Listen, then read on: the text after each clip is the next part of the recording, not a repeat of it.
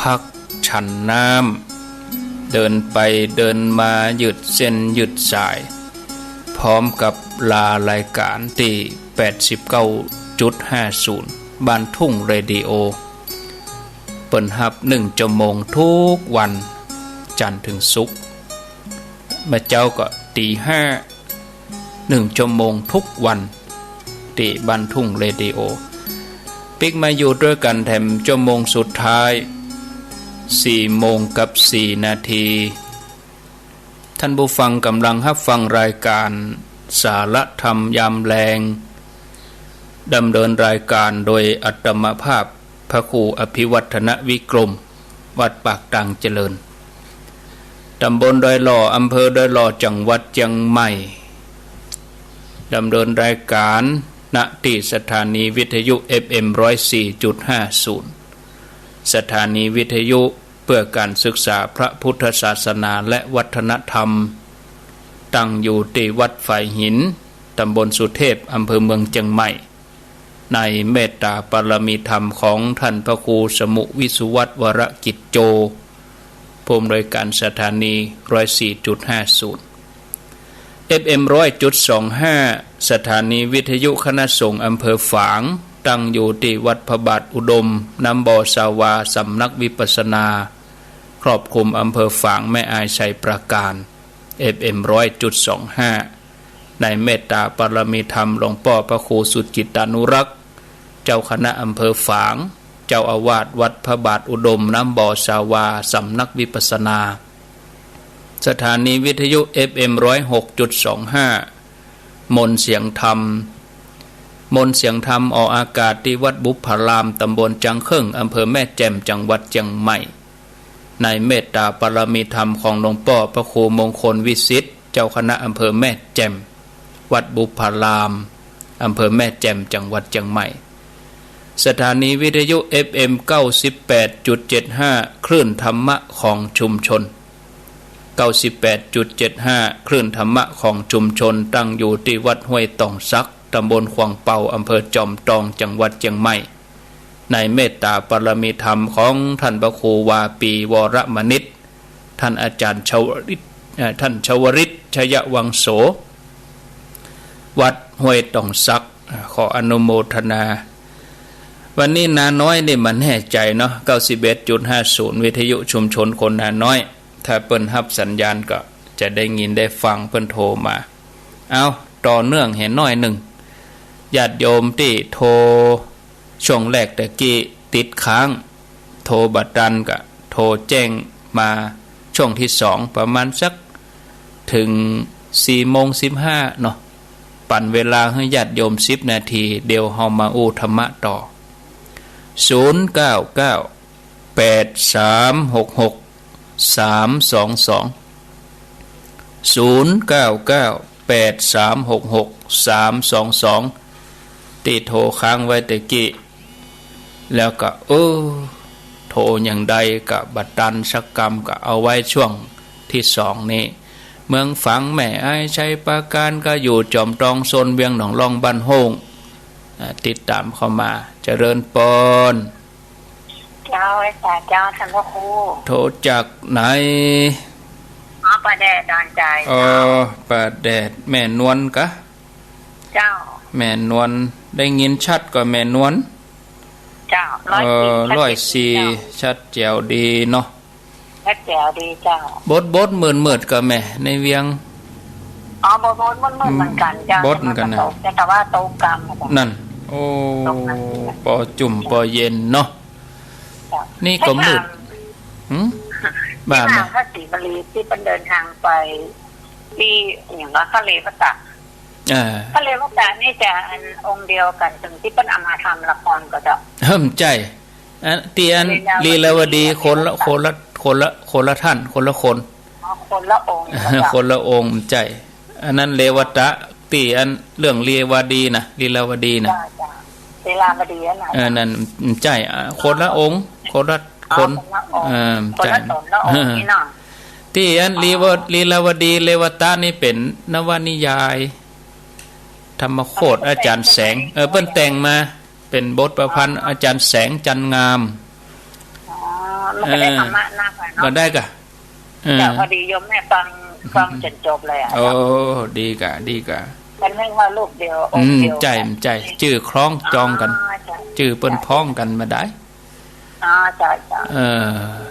โมทนาเนาะเป็นคนตั้งใจให้ท่านนะเจ้าสาธุคนละองค์เนาะชื่อเหมือนกันชื่อกับบางทีเขาก็ชื่อเหมือนกันไม่หลายหรอกอย่างคนเขาโยมทั้งหลายเจริญปนหลับไปสาพระอาจารย์เจ้าจากตังใดจากปะเช้าเจ้าพระอาจารย์ปะเช้าอุโมงค์เจ้าปะเช้าอุโมงค์ลำพูนนะเจ้าโอ้ได้ยินอยู่รู้แต่คือ104.5เจ้า10489นี่ยังมุนไปยังได้ยินเจ้าพระอาจารย์89มันได้เนาะได้เจ้าแล้วก็อันเมื่อเจ้านี่ก็ลองตี3นี่ก็104นี่ได้อยู่เนาะเจ้า104นี่ตลอดเลยเนาะชัดเจนแล้วเจ้าอย่างหลับกวนนะจ๊ะตอนตี3แล้วจ้ะโซนอุโมงค์จ้าพระอาจารย์แต่เขานึกถึงตีแล้วล่ะเจ้าเป็นอย่างโทรมายินดีเนอสาธุพระบัญชาเจ้าสาธุรับสายก่อนเนาะเจริญปนพระเจ้าจากตังใดมาจากฝางเจ้าบ้านเสาหินเจ้าฝางเสาหินท่านพระครูนี่นะยิ่งฟังก็ยิ่งได้ยิ่งโหเนาะม่วนเนาะม่วนไปโอ้เลยติดละเดียวเนี่ยมาได้ฟังผมม่วนละเดียวนี้จะเป็ดติดล้ำนะเป็ดติดล้ำนะมันเป็นอย่างอี้เนาะคายพ่องจะเป็ดติดล้ำมันได้ไฟดับนี่นั่งให้นี่ละเจ้าฟังไปตลอดเนาะก็จะได้ความโหไปติ๊กๆกันนะไปเลยๆนะไปเลยๆนะเอาอันได้ยินอันเจ้าคณะอำเภอแบบอันปีหน้าเปิดจะมีอันปอยหลวงนี่หรอปลายปีก่อนแม่เดือนกุมภาพันธ์นะได้ยินกันว่านะที่ปุ้นกะที่เมืองฝางกะวัดของท่านอ่ะปลายปีธันวาเนี่ยมาเอากุมภาแล้วคนมีวาสนาได้ไปหันก็เปิดแล้วเนาะเดี๋ยวเอาหัววัดไปเติงหลวงป่อกะนิมนต์หลวงป่อมาอยู่นิมนต์หลวงป่อไปเชียงรายอยู่ไปยกชัดที่บ้านเกิดอยู่เจ้ายกชัดเจดีย์ที่บ้านเกิดฟังตลอดเนอะสาธุได้ฟังนะเจ้านี่ได้ฟังเขาฟังตอนเนี่ยจ้ะของนั่นแรงเนี่ยจ้ะหลวงพ่อเพิ่นถึงเปิดฟังอ่ะเนาะเพิ่นเปิดวันค่ำเจ้าได้ยินเพิ่นประกาศเดี๋ยวเพิ่นจะแจกอย่างของท่านเจ้าคุณวัดอันเนี้ยวัดราชกิติสุนทรน่ะเพิ่นจะแจกอย่างที่บนธาตุเจดีย์พุ่นเนาะที่อันศรีมหาโพธิ์ที่วัดม่อนปิ่นพุ่นน่ะ500ชุดพุ่นแม่เจ้านี่มันเขาจังได้ไปกราบเจ้า7 โมงครึ่งถึง8 โมงหลวงพ่อจัดยินดีเนอนั่นอย่างนั่นอย่างทำประทีป2 ทางแม่นละเจ้าทุกวันศุกร์ท่านได้ไปกราบก็ฟังอยู่ได้ดีโมทนาสาธุก็อู้กันไปเด้อโยมเวลาเปิดเลอะเฮามีอันหยังดูอู้กันน่ะเจริญปอนไหว้สาเจ้าท่านพระครูจากตังใดถ้าถามว่าทำจากเตาเจ้าใช้ประกันฝังมาใช้ประกันทำตับเตาเนี่ยเนาะใช้ประกันฟังชัดดีก็แม่ใช้ประกันเสียงชัดแจ๋วดีก็โทษมันใกล้ปดโทษปดโทษแสดงว่าเป่งวะเลยปดโทษนี่แม่ว่าอยู่กันไปฝนตกก็ใช้ประกันฮ้อนห่อน ก็เดี๋ยวจะตกละก็เนี่ยที่เฮานี่มืดลำเลยนะได้เปิดไฟ2 ดวง 3 ดวงเป่งมืดเป่งมืดเป่งเนี่ยเนาะใจเย็นๆก็เดี๋ยวจะได้คิวละแปลงใจจุ่มไว้เนาะโมทนาพระครูธนาอัตนะก็แม่นนะกะมันพวกท่านธนาอัตนะกะมันพวกเปิ่นมาตี 3 ถึงตี 4แล้วก็วันเนาะโอ้เหลือวันเดียวเหลือวันเดียวแล้ววันพัดจะเฮือตุลุงยองแห่งวันก็อินดูเปิ้นน่ะถ้าจะเฮือเปิ้นถึง2 ชั่วโมงก็กำฮู้นะแต่จะนิมนต์เปิ้นวันเดียวแต่2 ชั่วโมงอยากะเนาะเฮือเปิ้นวันเดียวแต่2 ชั่วโมงแล้วก็หรือว่า2 วันละชั่วโมงก็เดี๋ยววันพุธจะเฮือเปิ้น2 ชั่วโมงนะ2 ชั่วโมงก็กำเดียวหมดเด้ก็น่ากับวันเดียวนี่เฮาจะหมดแล้วนี่เฮาจะได้สวัสดีแล้วนี่กำเดียวว่ะเฮาม่วนกะเฮาอยู่กันม่วนมันเลยบวยอ่ะลองเฮาไปท่ารถคิวกับบ่ตก10 นาทีนี่มันบ่แตะเหมือนว่านานมาอินดีเนอเจ้าว่าแต่เจ้าสาธุเจริญปนครับเวสาครับท่านพระครูจากทางใดอุบาสกน้องจ้อมครับน้องจ้อมสันทรายเนาะครับผมได้ยินชัดดีก่อน้องจ้อมชัดเจนดีครับฟังแล้วเป็นได้พ่องเรื่องตันศรีวลีเถระเจ้าวันซึ่งอกซึ่งใจครับพระศรีวลีเป็นเทพเจ้าแห่งโชคลาภแน่นอนเวลาเฮาหันเฮาจังหันเปิ้นแบกอันกดหรอกดครับสปายบาทเห็นมั้ยครับถ้าแรกผมไปหันวัดไหนจำบ่ได้หรอมีกะปันเปิ้นใหญ่เลยโอ้เปิ้นปันบางทีก็ปันบางทีก็รอต้องนะครับศรีวลีผมยังไปไว้เพิ่นอยู่บ่ยังเลยโอ้ดีกะบางคนถามว่าอันเปิ้นเอาหยังต้านหาว่าโอ้อาตมาก็บ่สันทัดก็เอาบุพกรรมที่เปิ้นทำเปิ้นตานน้ำเพิ่งหลูเนาะตานน้ำเพิ่งก็ตานน้ำเพิ่งกับนมส้มหรอน่ะกะนมส้มกับน้ำเพิ่งเขาก็เอาตัวนี้เป็นมติก็ได้รู้เนาะครับก็บ่จ้างจะว่าเปิ้นตานอย่างนี้นะยาขายมิโจกกับตาน่ะกะน้ำเพิ่งกับนมส้มยินดีเด้อปิดท้ายตุลุงไว้สาตุลุงโอ้กับนมัสการคนขอรายงานตัวด้วยกันนะพ่อเนาะครับถ้าทางคนฟังก็มีความสุขเพลินเราฟังได้จากความพูดหลายๆอย่างจะเป็นนิทานธรรมะอย่างพระศิวลีมาก่อนแม่อุ้ยคนนั้นมันเป็นกับเสื้อตาม่วนใจผมไม่ได้ฟังท่านหลวงปู่พูดแล้วก็พูดเลยว่าบุพกรรมบาปกรรมอย่างที่ได้กระทำไว้ครับแม่ตั้งต้องประมาณ7 ปีนั่นจะของจืดเนาะก็เพราะว่าไปตืดเมืองวะนี่ไปตืดหัวอะไรผมว่าได้กินแล้วเนาะว่าจะเกิดกับไม่ได้เกิดเจ็บท้อง7 วันกันต่อไปแหม7 วันกันแล้วก็บุญที่ได้ทำได้ถวายน้ำผึ้งเนาะครับน้ำผึ้งกับนมส้มแม่แต่อย่างที่คนกล้าเปิดขายเหมือนอย่างอีกแม่อุ้ยที่ว่าไปการคนนี้ก็ถ่ายสิคนนี้เหมือนกันเนอะที่ไปขายนี่นะอันนี้กำทราบได้นะบอกเขาจะบ้องเขาจะจ้องกับหมอเวทไปแล้วก็หัวนั่นหัวนั่นเขาชอบธรรมะอย่างทางของผู้เนี่ยครับกรรมก็คือกรรมเว้นก็คือเว้นบุญก็บุญอันที่รายงานตัวเนอะฟังไว้สาเนอไว้สาอินดูป่นเนาะบุญมายุนอุชาโทเจริญปนไว้สาเจ้าจากตังใดแม่แตงเจ้าอินทขินแม่แตงแม่แตงอินทขินทั้งบุญได้ยินทีก็แม่ได้ยิน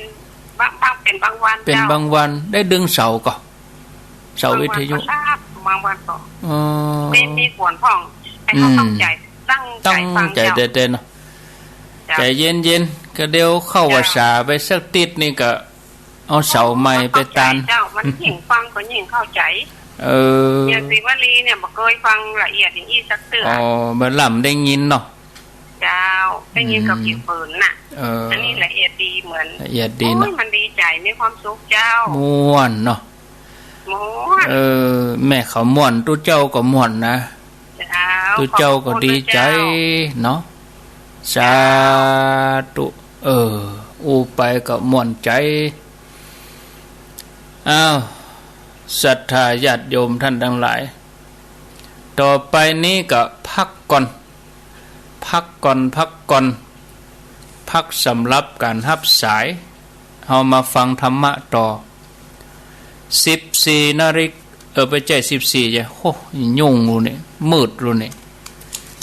ไฟฟ้าเดี๋ยวไปเปิดไฟนี่ก่อนโอ้บดมืด16 นาฬิกา19 นาที4 โมง19 นาทีสายที่1ป่าแดดแม่นวลดอนใจถามเรื่องเลวตะอันเดียวกันกับเรื่องลีลาวดีก็ว่าคนละตน คนละท่านคนละคนมันใจอันเดียวกันนะเลวตะที่ลีลาวดีที่เป็นนวนิยายธรรมโคตรอาจารย์แสงจันงามเปิ่นได้แต่งไว้ประพันธ์ไว้แล้วก็มีป่าเศร้าอุโมงค์ละปูนฟัง104.5ชัดเจนดีว่าก็ขอบคุณเนาะแม่เจ้าวันพุกนี้จะเป็นท่านธนอัตวัดสันมณะตนทงก็จะถวายเวลาให้เปิ้น2 ชั่วโมงวันพุกนะ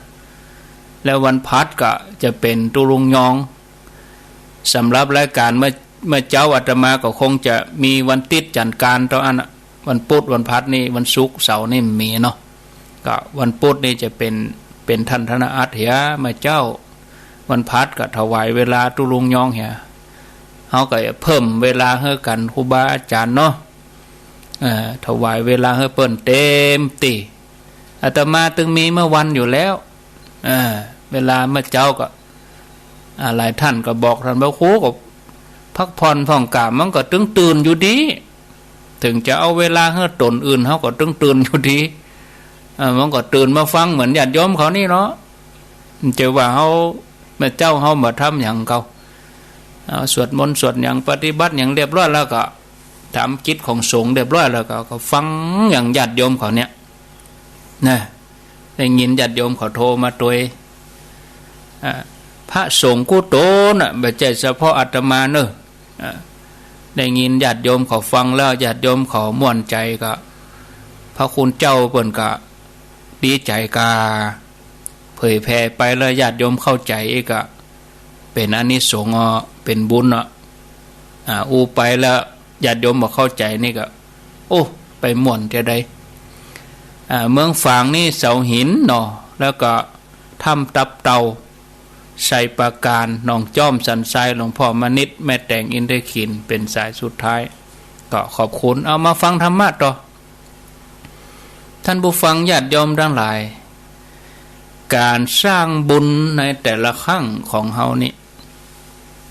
บอกว่าบุญอย่างใดนะเคยอู้กับท่านพระครูสุเมธว่าบุญ10อย่างบุญกิริยาวัตถุ10ก็ดีบุญกิริยาวัตถุ3อย่างย่อก็คือทานศีลภาวนาหรือว่าบุญอะไรอย่างก็ตามอย่างญาติโยมเขาตั้งใจไหว้พระสวดมนต์แมลงบางท่านนี่ทำตั้งแต่วิสาขะมาแล้วอาตมาก็ดีใจเนาะได้จุดประกายให้โยมเขาทำเฮาไปวัดสะดวกเฮาก็มาทำบ้านใกล้วันศีลมาเก็บดอกเก็บดวง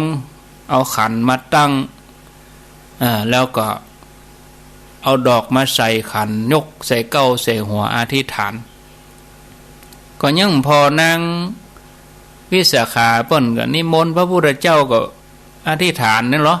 นิมนต์กลางอากาศเหมือนกันเหรอนิมนต์อธิษฐานเอาการทำบุญของเฮาแต่ละครั้งละครั้งนี่ก็เป็นสิ่งที่เฮาขาดบ่ได้บ่ใจว่าบ่ทำเลยบ่ใจว่าเฮาจะต้องได้เรื่องทานอย่างเดียวนะกะเฮามาไหว้พระกะเฮามาปฏิบัติมันเป็นเรื่องของญาติโยมเขาเองดอกเนาะบางครั้งบางเวลา ก็อาจจะเกิดความคัดแย้งในใจรู้สึกว่าเนี่ยหยังเป็นจะได้หาความดีที่เขาเนี่ยมาเนี่ยอย่างมาบ่ฮื้อผลสักเตื้อจะไปใจฮ้อนเขาปลูกต้นไม้เนี่ยปลูกบะม่วงวันนี้มันผูกจะหน่วยมันเป็นไปมันได้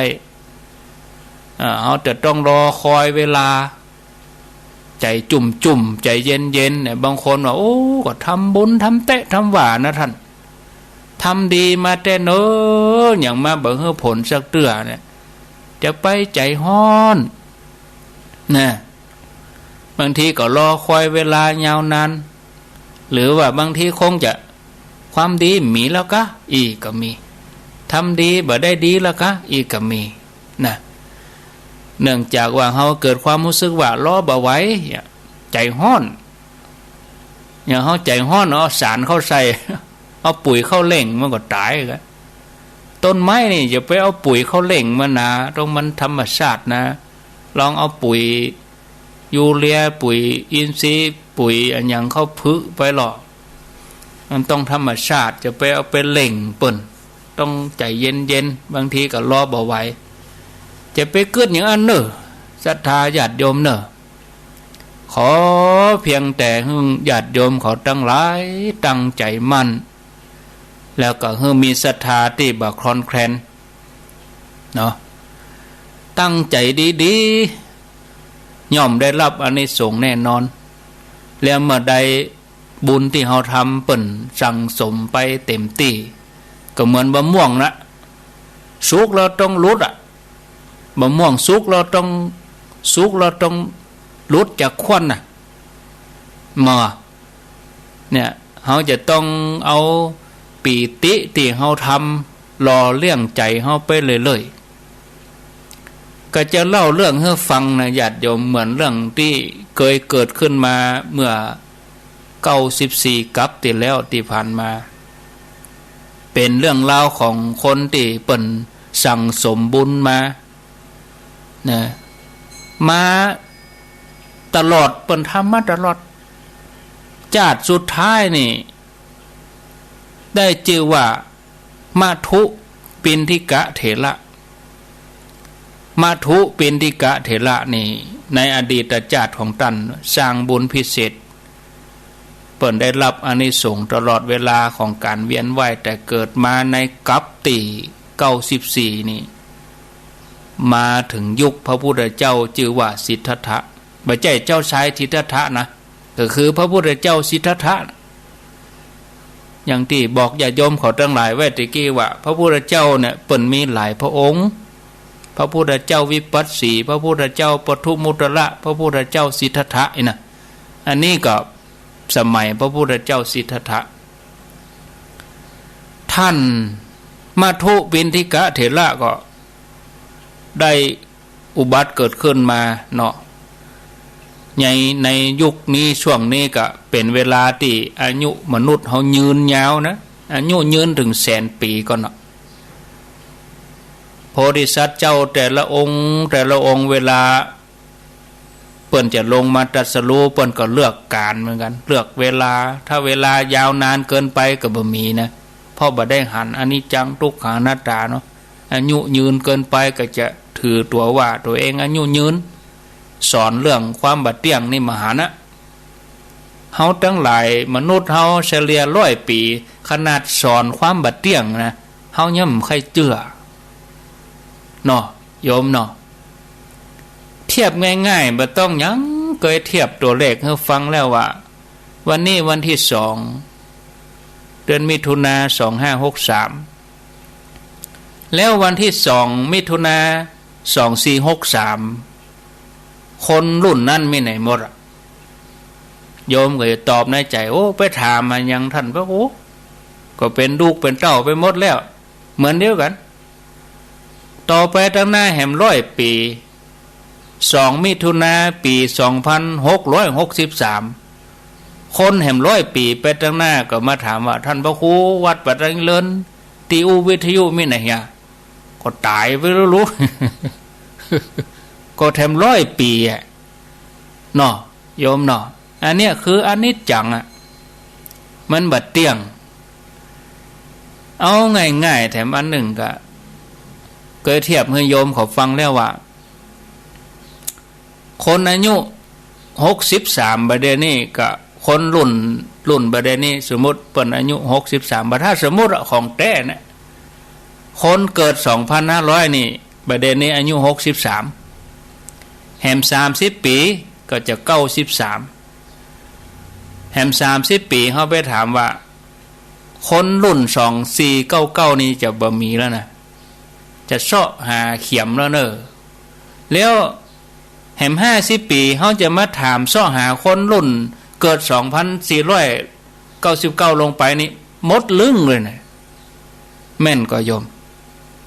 บ่มีในโลกนี้สักคนเลยเนี่ยป้าท่านพระครูนี่ใจอ่อนลูกอย่าไปใจอ่อนนะเพราะนี่คือความจริงเหมือนกันให้ตอบอาตมาได้กว่ามันพวกจะหันตะวันตอบไปได้อย่างสักคนแต่เขาก็อยู่ปัจจุบันนี่เนาะพระพุทธศาสนาเปิ้นเฮ้อหันอนิจจังหันความบัดเดี่ยงของสังขารหรอกเนี่ยฉะนั้นพระพุทธเจ้าทั้งหลายเปิ้นจะตรัสรู้ในยุคของมนุษย์ที่มีอายุตั้งแต่100,000 ปีลงมาบางพระองค์ก็90,000 ปีบางพระองค์ก็80,000 ปีลดลงต่ำมาจนมนุษย์เฮาอายุ100 ปี100 ปียังกับยุคของพระพุทธเจ้าเฮาปัจจุบันนี่แหละสมณโคดมเฮาเนี่ยถ้าว่าต่ำกว่านั้นก็จะมีทิฏฐิมานะนักว่าอยากสอนอยากเนี่ยแต่ในยุคของพระพุทธเจ้าสิทธัตถะนี่มนุษย์เราอายุ100,000 ปีดอกแล้วก็พระองค์ก็ประสูติในตระกูลกษัตริย์ครองเรือนมาได้ถึง10,000 ปีแล้วก็ผนวดบวชโดยพระราชพาหนะเป็นวอทองบำเพ็ญเพียรอยู่10 เดือนก็ตรัสรู้ธรรมหลังจากที่ตรัสรู้ธรรมแล้วพระพุทธเจ้าสิทธัตถะก็จาริกประกาศพระสัทธรรมไปตามแว่นต่างๆสั่งสอนบรรดาเวนยสัตว์สรรพสัตว์ทั้งหลายให้ได้บรรลุธรรมตัวตามจำนวนนักก็ทำให้ชื่อเสียงของเปิ้นนี่แผ่กว้างไปคนทั้งหลายปรารถนาจะหลุดพ้นต่างก็ปากันฟังธรรมบ่ขาดสายเมื่อพระพุทธเจ้าเสด็จไปถึงที่ใดเมืองใดคนทั้งหลายเมืองนั้นอุปากันมาฟังธรรมดูยุคนั้นนี่พระสัทธรรมรุ่งเรืองแล้วก็มีอริยบุคคลเกิดขึ้นมาในโลกนับบ่ถ้วนท่านพระมัทุปินดิกะเถระเจ้าท่านนี้ก็ถือกำเนิดเกิดในครอบครัวนายพรานครอบครัวนายพรานอาศัยอยู่ในป่าใหญ่นายพรานนี่ก็มีอาชีพล่าสัตว์เนาะปาณาติบาตล่าสัตว์รอเลี้ยงชีวิตเลี้ยงครอบครัวแม้นายพรานจะอยู่ในป่าก็ได้ยินชื่อเสียงเกียรติศัพท์ของพระพุทธเจ้าก็ทำให้เขากึศอยู่เสมอว่าพระพุทธเจ้าตนเนี่ยจะต้องเป็นตนประเสริฐแน่นอนอะแต่น่าเสียดายตัวเฮาก็บ่มีโอกาสไปเฝ้าพระพุทธเจ้าแม้มีโอกาสดีก็ยังมาไม่ถึงแต่หัวใจของเปิ้นนี่เกิดความเลื่อมใสอยู่ตลอดได้แต่อธิษฐานอยู่ในใจตามลำพังว่าครั้งหนึ่งในชีวิตจะขอไปไหว้เปิ้นขอไปกราบเปิ้นสักครั้งหนึ่งกึดอย่างอี้จนเวลาล่วงเลยไปเมินประสมควรจนกระทั่งวันหนึ่งโอกาสที่เปิ้นปรารถนามาถึงขณะที่กำลังเข้าป่าล่าสัตว์ปัดหลงเข้าไปกะท่านผู้ฟังเข้าไปในที่พระพุทธเจ้าเปิ้นประทับอยู่ตามลำพังนายพรานหันใส่พระพุทธเจ้าเป่งรัศมีออกมาจากวรกายก็มาเกิดว่าโหแสงอะไรอย่างเป่งลึ่งแจ้งลึ่งใบไม้ที่ทึบอยู่ก็มีแสงเล็ดหลอดออกมาส่องมาเป็นแสงอันหยังเกิดอาเพศอันใดก็เตียวไปเนาะ สอดสายตาไปเสาะหาจุดที่แสงกำเนิดทีนี้ก็ไปหันใจพระพุทธเจ้านั่งสมาธิอยู่ที่ปืนเก้าไม้พระองค์ก็เป่งฉับพรรณรังสีเขาก็มาเกิดว่าอันนี้ถ้าจะเป็นเทวดาอย่างก็เป็นคนก็เป็นเทวดาเป็นจะได้ถึงมีแสงออกมานี่ทีนี้ก็มาเกิดถึงกำอูที่ลำเปิงกึดลำการเรื่องลือของคนทั้งหลายว่าพระพุทธเจ้าเนี่ยเป็นอย่างอันอย่างอีนะก็หู้ทันทีว่าโอ้ผู้นี้นี่เป็นมนุษย์เหมือนอย่างกำเฮานี่รู้แต่เป็นจะได้ถึงมีแสงออกร่างกายโอ้เป็นตีนหน้าเลื่อมใสโอ้อันนี้ถ้าจะเป็นพระพุทธเจ้าแน่ๆล่ะเนี่ยทีนี้ก็กุลีกูจอเข้าไปหาการโกะการโกง ญาติโยมกึดภาพออกก็เนาะการโกะการโกงกุลีกูจอเข้าไปหาไหวสาเนาะกราบบังคมพระเจ้าด้วยความเลื่อมใสแล้วก็บอกว่าพันเตข้าแด่พระองค์ผู้เจริญเหมือนนักแก่กว่าจะได้ปะกว่าจะได้ปบก้มกราบก็งอบศรัทธาญาติโยมกราบแล้วก็พอตัวเก่ากราบแล้วก็ก้มพอตัวเก่าเกิดว่าเฮาอย่ามามีบาปมีกรรมแต่เฮาอย่างมาต่ำต้อยแต่เนาะบ่มีโอกาสได้สร้างบุญสักเตือเจ้าแจ้งมาก็เข้าป่าล่าสัตว์เจ้าแจ้งมาก็เข้าป่าล่าสัตว์อย่ามาอินดูตัวเก่าโอ้เกิดสภาพก็อินดูเหมือนกันนะน้ำตาตกเหมือนกันนั่นนี่วันนี้โอกาสดีของเฮามาถึงแล้วเฮาควรจะเอาบุญใหญ่ในป่านี่แหละนายพานก็เหลววักจะเอาครัวตันอย่างมาตันกับปะอย่างบะอย่างสักอย่างเนี่ยเหลวใต้เหลวเหนือก็เอาน้ำเพิ่งที่ตัวเก่าเสาะมาได้นี่บะมีตัวเพิ่งแล้วนะน้อมถวายนายพานนี่ก็ตันน้ำเพิ่งเนาะเนี่ยพระพุทธเจ้าเพิ่นกำลังปฏิบัตินิโรธสมาบัติอยู่พอดีท่านผู้ฟังเปิ้นออกนิโรธพอดีเนาะได้ทานน้ำเพิ่งบุญนั่นก็ทำให้ตัวเองเกิดความสุขเลิกอาชีพนายพรานเลยนะท่านผู้ฟังเหตุการณ์วันนั้นก็อยู่ในใจของนายพรานตลอดชีวิตก่อนจะละโลกไปนี่ภาพแห่งการได้เกณฑ์ตานด้วยเจตนาอันบริสุทธิ์ตัดใจเลิกอาชีพนายพรานนะ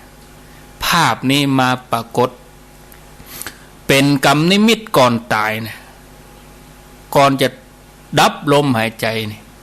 ภาพนี้ปรากฏญาติโยมผลบุญก็ส่งให้เขาไปเสวยสมบัติอยู่ในเทวโลกท่องเที่ยวระหว่างเทวโลกกับมนุษยโลกเวลาลงมาเกิดมนุษย์ก็ได้รับอานิสงส์แปลกกว่าคนอื่นอันนี้ส่งก็คือฝนตกว่ะสาธาชัดชมฝนตกลงมาแล้วมันจะเป็นฝนธรรมดานะเป็นฝนน้ำเพิ่งว่ะนั่นแล้วก็ต่างจากน้ำเพิ่งที่เฮาฮู้จักนะน้ำเพิ่งนี่บะเหนียวว่ะสาธานี่มีรสหอมหวานอร่อยเนี่ยเขาก็เวียนว่ายแต่เกิดอยู่ระหว่างสองภพภูมิต่ออันจนมาถึงสมัยพุทธกาลของเขาเนี่ยคือพระพุทธเจ้าสมณโคดมนี่ตัวท่านก็ได้บังเกิดในตระกูลเศรษฐีที่สุดก็ออกบวชบำเพ็ญเพียรบำเมินบำนาญก็บรรลุธรรมเป็นอรหันต์บรรลุธรรมเป็นอรหันต์ก็ย้อนไปพอบุพกรรมตัวเก่าในอดีตว่าได้ทำอะไรยังก็เกิดความสมนัตยินดีเป่งกำอูออกมาว่าเฮาได้ทานน้ำเพิงแก่ศาสดาผู้ที่เฮาได้สักการะบูชามีใจผ่องใส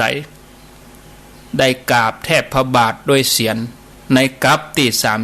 34แต่กัปนี้ ตัวเฮาได้เป็นเจ้าจักรพรรดิชื่อว่าสุทัศนะมาเป็นเจ้าจักรพรรดิสีเตื้อถึงเวลากาละในน้ำเพิงก็ออกจากหากไม้ไหลมาเป็นโภชนะของเฮาฝนน้ำเพิงตกลงมาในกัปตี94ตั้งแต่กัปนี้เฮาบ่ไปสู่ทุกขติเลยท่านผู้ฟังเฮาจะหันว่าสร้างบุญอย่างใดก็จังศรัทธาญาติโยมทานศีลภาวนาอย่างญาติโยมเขาท่านทั้งหลายทำไปอาตมาบอกว่าเอาปฏิบัติใส่ชุดขาวอีเนาะใส่ชุดขาวไหว้พระนั่งสมาธิอย่างน้อยที่เขาเคยทำ10 นาทีเขาก็เพิ่มเป็น20 นาที30 นาทีแมลงมาจากที่สวดธรรมดาเขาก็มาสวดมนต์แปะนะแล้วก็อาบน้ำอาบหยังแล้วก็นุ่งชุดขาวนะแมลงแล้วก็ลวดถึงมาเจ้าอันเนี้ยญาติโยมทำเพื่อเป็นอาจินเนี่ยและตัวนี้จะเป็นกรรมนิมิตเป็นกรรมนิมิตและสิ่งที่เราไปทำอันอย่างมาความดีได้ทำบุญที่หั่นที่นี่มาถึงเวลาเขาไปไหนมันได้แล้วยังเป็นโควิดช่วงตลอดเวลาที่เปิ่นบ่ผ่อนคลายเตือนเนี่ยญาติโยมทบทวนก็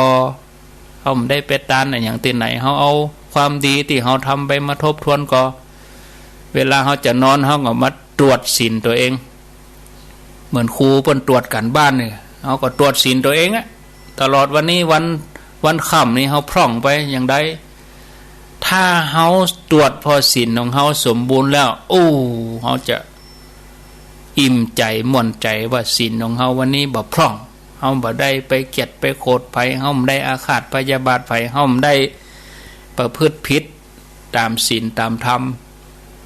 แล้วเขาจะรับได้อย่างรับเป็นสุขตื่นมาก็จะเป็นสุขแล้วเขาจะสดชื่นตลอดทั้งวันมีความอาจหาญปราบปลื้มไหวตัวเก่าได้นะอันนี้เขาทำกันเนาะเกียมไว้เนอะข้างแถมเดือนเข้าวัดษานักกีฬาเปิ้นจะลงสนามเปิ้นยังซ้อมเขาจะเข้าวัดษาเขาซ้อมไว้ก่อนซักซ้อมก็เดี๋ยวจะลืมใส่ขันแก้วยังได้กำว่าใส่ขันแก้วว่าจะได้ไหวพระจะได้ศีลจะได้วันตาหลวงวันตาน้อยหยาดน้ำจะได้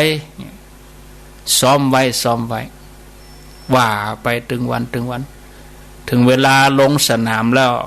บักเกอร์เขินแล้วญาติโยมนะทำเห็นเนาะพอเวลาแล้วข้าม20 นาที เปลี่ยนบรรยากาศญาติโยมได้โทรศัพท์มาแลกเปลี่ยนกันเนาะบรรยายกันมาได้ชั่วโมงปลายแล้วนี่หลายท่านว่ามึนโหก็เก็บไว้บนผูกผ่องกาเนาะมันผูกนี่ก็จะได้อยู่กับท่านพระครูสุเมธธรรมเสวีแถม2 ชั่วโมงวันผูกวันพุธรายการสนทนาธรรมบ่าย 3 ถึง 5 โมงแรงนะแต่พวกมาเจ้านี่ตะมามได้เข้านะเข้ารายการกับเข้าน้อยๆ5 นาที10 นาทีแล้วก็เกาะไปที่วัดสันมณะต้นทงไปแต่ท่านมาอยู่อาตมาก็แทนถ้าท่านอยู่ก็ถวายเวลารับสายเจริญปนจากหลังการแม่สาวเจ้าอ้าวว่าจะได้หลังการถึงวันนี้ก็ปฏิบัติถึงวันเหมือนกับวันพระนะเจ้าใส่ชุดขาวกันรอดดีกะเนาะหลังการแม่สาวอนุโมทนาเป็นเหียแล้วเหรอชิ้นน่ะเป็นอาจินไปเลยตูสายต่อไปเจริญปนไหว้พระเจ้าฟังอยู่นะเจ้าแม่เจรุนเนาะแม่เจรุนอย่างเปิ้นว่าแต่ละเขาไม่ได้ฟังแล้วมันบ่ม่วนเลยม่วนได้ฟังก็ม่วนเนาะได้ฟังก็ง้อมตะกี้ ยายอ้วนดอยหลอนนะกะเจ้าแม่นแม่โอ้ยายอ้วนแสดงว่าโอ้อายุคนยืนนะเข้าที่ป่ายแล้วนะยายอ้วนสันขวางเจ้ายายอ้วนนี่80ปลายอยู่80ปลายนะ80ปลายเจ้ายายอ้วนสันขวางได้นั่งอู้กันแล้วเหรอนะโอ้ปะกันแล้วจึงได้ปะกันอยู่ปุ่นเข้าวัดสาได้ติดกับฝ่ายหินนะครับพ่อจะบาเตียนบ้าฝ่ายหินก็ฮะไปกันเจ้าไปกับปะกันปุ่นกันตานเตียนโดยตานเตียนเล่มหลวงอ่ะเจ้าตานเสานะตานเสาวิทยุตานเสาวิทยุอันนั้นตีวันที่12นะ12กรกฎาเจ้าเนาะเจ้าหันว่าเพิ่นมีเหมือนจะข้าวว่าเพิ่นจะประกาศยุดชดเชยถึง7วัน8วันก่อนนี้นะก็ย่ำหูเตื้อช่วงเข้าภาษาชดเชยปีใหม่เมืองว่ะชดเชยสงกรานต์รอฟังกันรอไปก่อนรอฟังก่อนรอกอนี่คร่าวๆไปได้ข่าวมาได้เนาะโมทนาสาธุแม่เจริญปอไพบุญแม่เจริญปกปิงเมือง0998366322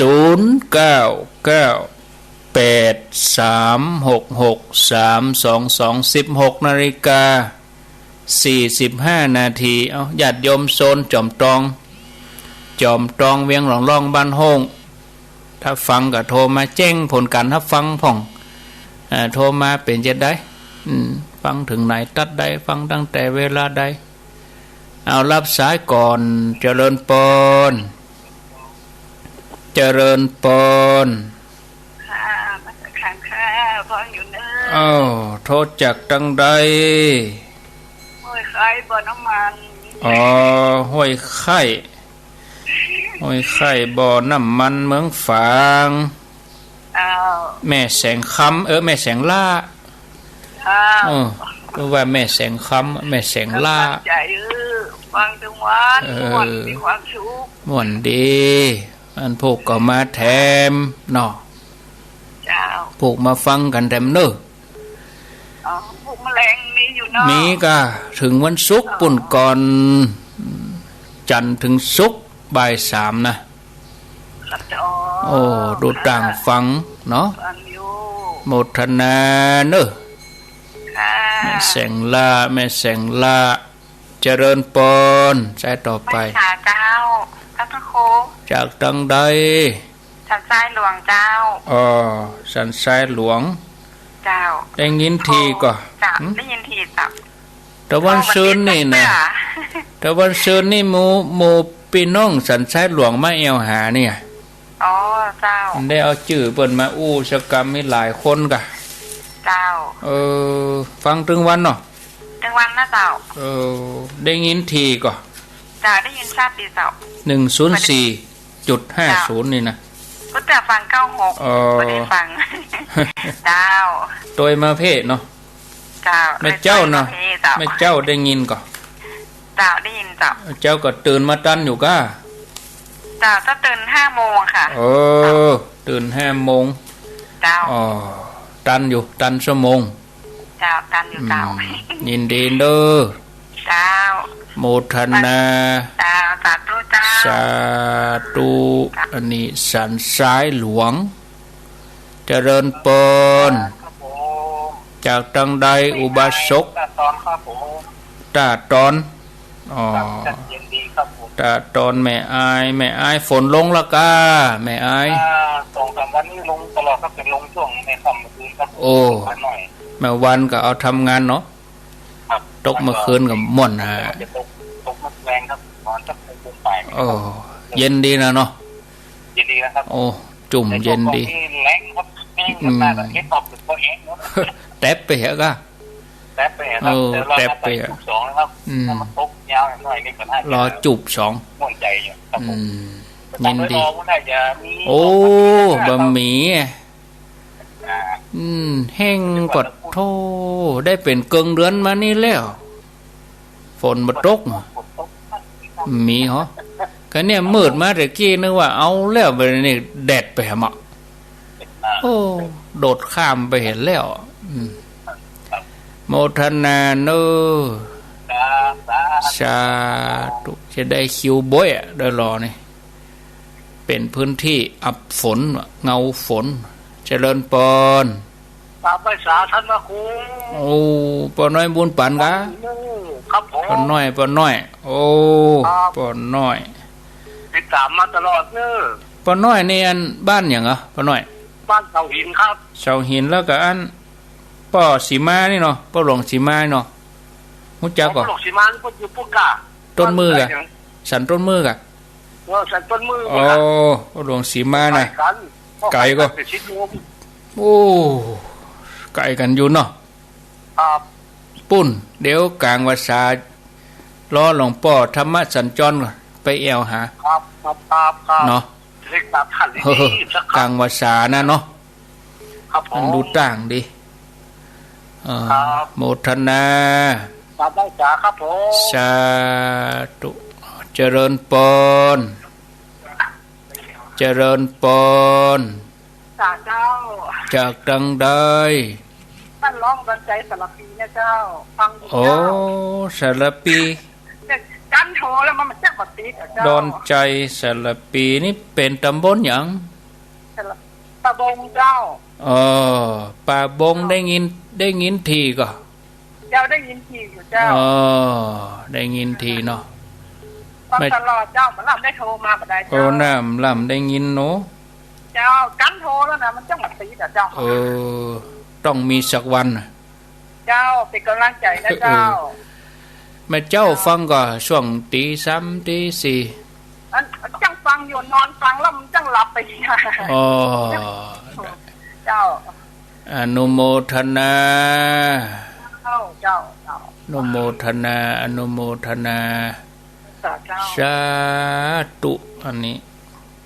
สารปีป่าบงเจริญปอนกราบพระเจ้าท่านโทษจักดังใดดังนั้นตาลามเจ้าโอ้นันตาลามยาเม็ดดำยาแก้กลิ่นพิษฟังตลอดได้ยินทีเนาะในเวียงหันเจ๋วเลยกะนันตาลามแม่เจ้าได้ยินทีกะฟังกะเจ้าก็โทรมาเจ้าก็ฟังบ้านลำได้โทรฟังตุลุงยองพ่องไอ้เนาะเจ้าฟังนะเจ้าตุลุงยองก็ได้ฟังส่วนยังได้ไหว้พระเจ้าก็รับไปเป็นยังส่วนใหญ่ก็จะมาแมลงเนาะเจ้าแต่ไม่ได้โทรบ่ได้เนาะเป็นยังโทรก็จะได้ฮู้โทรมาเถอะแล้วพวกมันนอกเจ้าท่านเดียวนี่ยังบ่โทรต้องบ่แต่ก็โอ้ยกดกี่เตือนี่เจ้ากดกี่ครั้งว่าจะตีเนี่ยพอทอดใจไว้ทอดใจเตื้อใจนิ่มๆใจให้ท่านด้วยนะยินดีแปลงใจนิ่มๆอยู่ด้วยกันไปมันสาธุนันตาลามนี่แต่ก่อนนี่รถหนังขายยารถหนังขายยานี่มาประกาศจะขายขายยาวิรัตโอสถยาผงเหลืองกาแมวควบม้าละอ่อนหล่นด้วยก้นเป็นหมู่อย่างรถแสนหนังไปขอตุลุงขอแสนหนังในวัดตุลุงว่าโอ้บัดสายเถอะโตโคตรเฮือตุลุงเลยตุลุงเบิ่งรถสายหนังถึงสมัยตะก่อนโบราณ0998366322เจริญปนจากดังใดสารพีบ้านปากเชยงค่ะป่าแกยงเจ้าสารนี่ตำบลหยังนี่สารปีตำบลหยังตำบลหนองพึ่งเจ้าหนองพึ่งหนองพึ่งนี่ไก่จากป่าบงสักเท่าใดกี่กิโลประมาณอยู่คนละฝั่งถนนคนลายถนนเจ้าขออยู่จังต้นมะยางเลยเจ้าป่าแกยงอีกเหรอเจ้า ใส่กูเสือใส่วิ่งวันจะไปเจอแค่นั้น ได้ยินป้อยดีกว่าได้ยินชัดทีเจ้าชัดทีป้อยดีอ๋อไกลดีแล้วฟังช่วงใดส่วนใหญ่นี่ฟังแต่ตีสองกึ่งมาแล้วเนาะถ้าโทรหาท่านต้องกูปกติเลยวันนี้จับแต่มาตัดอีกป้อยอีเมฆเขาขอโทษเนอะอายุเท่าใดข้าเจ้าอายุ52แล้วโอ้คนหนุ่มอยู่โลดีแล้วค่ะคนหนุ่มคนกำฟังธรรมมีดีแล้วยินดีเนอะฮะก็ปูเสียงเข้าอีมันก็เจ้าฮะเจ้าว่าเจ้าว่าท่านเสียงมีอำนาจแล้วก็จะมีอ่ะครับช้างคนเท่าลุงไหลลองเดาพอเฮาจักต่อได้นี่ท่านว่าปูกันนะYouTube เอาไปยุดบ่มี YouTube อย่างเอาเสียงนี่พอกะเดาเสียงนี่สมมุติเฮามี YouTube ประมาณ40ฝ่ายจังน้อยเนี่ยถ้าถึงก็เดาก็เอาเสียงว่ากะสมมุติบ่มี YouTube อ่ะมีเพจ40ฝ่ายนะเจ้า40ฝ่ายเนาะเอาถ้าถึงก็เดาเอาเป็นปริศนาไว้ก่อนเนาะยินดีเนอะสาธุก็เอาตุลูกตุหลานตุลูกตุหลานเนอะตุน้องเจริญปน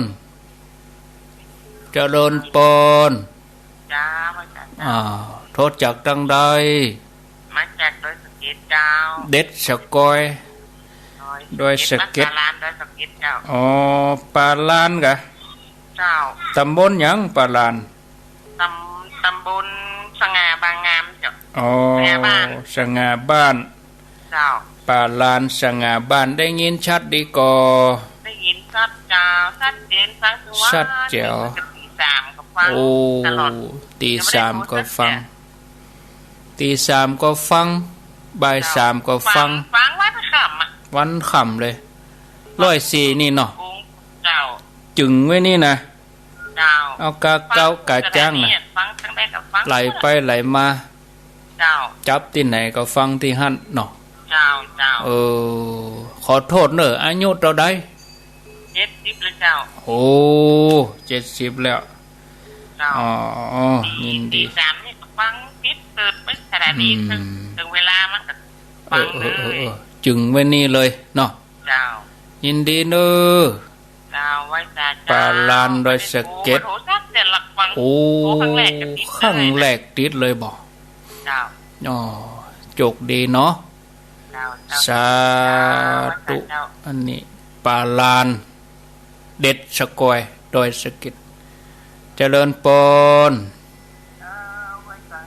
เสียงเบาไปหน่อยอยู่ตรงใดอ๋อเจงหัวลินเมืองฝางฟังชัดดีก่อเจงหัวลินฟังชัดเจนดีฟังแล้วเป็นได้พ่องวันนี้ได้ความรู้ดีได้ปฏิบัติใจดีเจ้าจะไม่ถามน้อยจนเลยที่ปีสวดที่ปีโสดกูอายุเปียแล้วก็เพิ่มแหม่เปียมันได้อะอย่างเจ้าโอ้นึกถึงพุทธคุณเนอะนี่นะนึกถึงพุทธคุณกุลของพุทธเจ้าเป็นพุทธานุสติก็ได้นึกถึงเจ้าก็สวดอยู่แต่เจ้าก็โอ้นึกถึงพุทธคุณกะก็เดี๋ยวจะอู้ให้ฟังเนอะถ้าเวลามีปอเนาะโอ้เอามาแถมข้างแถม3 นาที0998366322โอ้24สายบ่ได้รับ24สายบ่ได้รับเดี๋ยวกดก่อนอันที่สายเปิ้นค้างเอาสุดท้ายก็แล้วกันเนาะเดี๋ยวจะได้ตอบคำถามแล้วได้รวดลาเจริญปนเจ้าท่านอาจารย์เจ้าจะขอถามหน่อยเอาโทษจากไหนฝางเจ้าฝางบ้านหยังแม่บ้านสันต่อตำบลต้นมือเจ้าต้นมือถามว่าได้ย้าย แล้วยายตานั้นเลยซื้อน้ำเพิ่งไปใส่บาตรเนาะบอกว่าเนี่ยไปเลยแม่อีกว่ะดีว่ะฮะ